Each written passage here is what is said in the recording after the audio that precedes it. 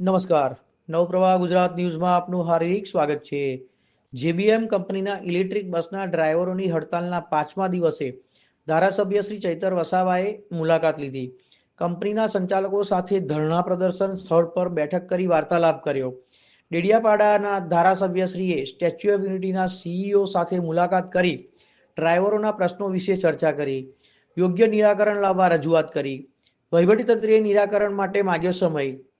ડ્રાઈવરોના પડતર પ્રશ્નોનું નિરાકરણ નહીં આવે તો એકતાનગર ખાતે નર્મદા માતાની મૂર્તિ પાસે અનિશ્ચિત મુદતના ધરણા કરવાની ચીમકી ઉચ્ચારી. જ્યારથી શરૂઆત થઈ છે ત્યારથી કર્મચારીઓ એમાં પોતાની નિષ્ઠાપૂર્વક અને પોતાની ઈમાનદારીથી ફરજ નિભાવી રહ્યા છે. પણ જેબીએસ કંપની દ્વારા જે શરૂઆતથી લઈને હમણાં સુધી સપ્ટેમ્બર માસ સુધી જે પગાર ધોરણ આપવામાં આવ્યા તે પગાર ધોરણમાં અચાનક ઘટાડો કરીને ખૂબ જ લગભગ 40% જેટલો પગાર કાપ કરીને એમને જે પગાર ધોરણ આપવામાં આવે છે ત્યારે કર્મચારીઓ એ પગારની સામે ધરણા પર બેઠા છે અને આજનો દિવસ એમનો 5મો દિવસ છે. ત્યારે અમે 100 આગેવાનો એમને સમર્થન આપવા માટે અહીંયા હાજર થયા છે અને અમારું બધાનું જ એમને સમર્થન છે. અમે એમના વતી કંપનીના જે કરતા હર્તા છે ગુજરાતના એ લેબર કમિશનરના પ્રતિનિધિ અને અહીંના અધિકારી અધિક કલેક્ટરશ્રી અને સીઓ જે વહીવટદાર છે એમને મળ્યા છે અને અમે કીધું છે કે આમનું યોગ્ય નિરાકરણ આવે. કંપની જે પ્રકારે પહેલાં સેલરી આપતી હતી એ જ પ્રકારે સેલરી આપીને અમને ફરી રોજગાર કામમાં લઈ લેવામાં આવે એવી અમારી માગણી છે. જો આમ નહીં થશે અમે બધા જ આગેવાનો આવતીકાલે 10 વાગે પાછા અહીંયા ઉપસ્થિત થવાના છે અને જો યોગ્ય નિરાકરણ અમને નહીં મળશે તો અમે બધા સૌ સાથે મળીને અહીંયા અનિશ્ચિત ધરણા પર બેસવાના છે. શ્રી પણ હતા સાથે ડીવાયએસપી, પીઆઈ, ડીસીએફ અને તમામ અધિકારીઓ જે હતા, સાથે સાથે લેબર કમિશનરમાંથી જે અહીં આવેલા એક ભાઈ પણ હતા, કંપનીવાળા પેલા દવે એ પણ હતા અને ત્યાં પણ અમે એ જ રજૂઆત કરી છે કે ભાઈ સપ્ટેમ્બર માસ સુધી જે 22,987 રૂપિયાની પગાર સ્લીપ બની છે એ જ પ્રમાણે નવેસરથી પણ એ જ પગાર ચાલુ કરવામાં આવે અને એના બદલામાં કદાચ વહેલા મોડા જે પણ કંઈ કામ કરાવવામાં આવશે તે તમામ ડ્રાઈવરો સહમત છે એ વાત અમે ત્યાં વહીવટદારશ્રીને સીઓને કરી છે. ત્યારે એમણે કીધું છે કે અમે કંપનીના જે મેન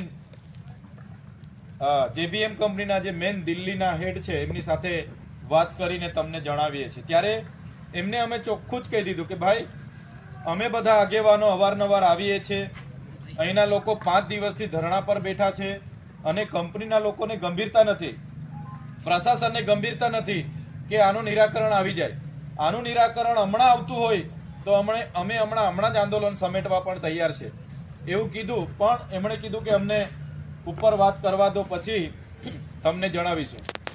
ત્યારે સાથીઓ ઉપર વાત કરીને જો આજે સાંજ સુધીમાં તમને જણાવે તો ઠીક વાત છે, નહીં જણાવે તો અમે બધા જ આગેવાનો આવતીકાલે 10 વાગે અહીંયા ઉપસ્થિત થઈશું અને ઉપસ્થિત થઈને આપણે જે નર્મદા માતાની પ્રતિમા છે, મૂર્તિ છે, એની બાજુમાં ધરણા પર બેસીશું અને ધરણા પર તમારા આંદોલનને અમે સમર્થન કરીને આગળના રચનાત્મક કાર્યક્રમો આપણે આપીશું. એની જાણ અમે એમને પણ કરી છે કે ભાઈ જો સાંજ સુધીમાં આનું નિરાકરણ નહીં આવશે તો આવતીકાલે હું ધારાસભ્ય તરીકે અને બધા જ પદાધિકારીઓ પણ આ કર્મચારીઓના સમર્થનમાં ત્યાં અમે ધરણા પર બેસવાના છે એવું જણાવીને અમે આવ્યા છે. એટલે આવતીકાલે આપણે શિસ્તબદ્ધ રીતે કાયદો અને વ્યવસ્થા ખોળવાય નહીં, કોઈ પણ વ્યક્તિને કનકગઢ ના થાય એવી રીતે આપણે મોટી સંખ્યામાં ત્યાં નર્મદા માતાના મંદિરની ત્યાં ધરણા પર આપણે બેસીશું.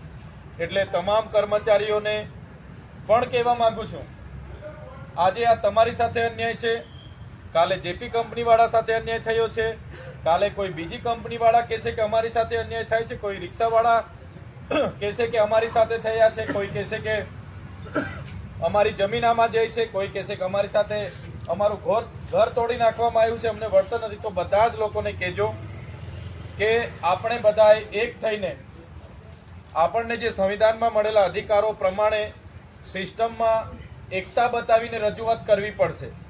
આજે તમે અહીંયા 127 જણ બેઠા છો, પેલી બાજુ 100 જણ બેઠા છે, કોઈ બાજુ 20 જણ બેઠા છે, તો કાલે આપણે બધા જ ભેગા થઈશું. એમને પણ તમે કહેજો અને બધા ભેગા થઈને પહેલા આપણે અહીંયા ભેગા થઈશું, પછી ત્યાં જઈશું અને રચનાત્મક અહિંસક રીતે આપણે ત્યાં બેસીને ધરણા પ્રદર્શન, જે આપણને મળેલા અધિકારો પ્રમાણે આપણે ધરણા પ્રદર્શન કરીશું. અને પછી રજૂઆત કરવાની આપણને ફરજ પડશે કે પ્રશાસન આપણને બોલાવશે તો આપણે રજૂઆત કરીને તમારી માંગો એમને મૂકીશું. પછી પણ સંતોષાતી નથી તો તમારા આ ધરણાના કાર્યક્રમો અનિશ્ચિત સમય પ્રમાણે ચાલતા રહેવાના છે. તૈયાર છો ને બધા? તમારી જૂની સેલરી પ્રમાણે જો સેલરી આપવામાં આ લોકો ના સંમત થાય તો તમારા ધરણાને અમે સમર્થન કરીએ છીએ અને તમારા ધરણા પછી આપણે અનિશ્ચિત સમય સુધી આપણે આગળ ચાલતા રહેશે. એટલે કાલે મોટી સંખ્યામાં અમે પણ અહીંયા ઉપસ્થિત થવાના છે. તમે પણ બધા જે પણ તમારા સાથી હશે, પરિવાર હશે, એમને પણ કહેજો કે આ રીતના ધરણાના કાર્યક્રમો છે, આપણા ન્યાય માટે બધા આવવાના છે, તો બધા જ લોકો ત્યાં ઉપસ્થિત રહી અને એનું નિરાકરણ આવી જાય એટલે આપણો ધરણાનો કાર્યક્રમ પૂર્ણ જાહેર કરી રાજી ખુશીથી આપણે છૂટા પડી જઈશું. બસ આ જ વાત કરીએ છીએ. તમારા વતી અમે બધાએ વારા પરથી ખૂબ સારી રજૂઆત કરી છે, પ્રશાસનને ધ્યાન દોર્યું છે, કંપનીના લોકોને ધ્યાન દોર્યું છે, લેબર કમિશનરને ધ્યાન દોર્યું છે.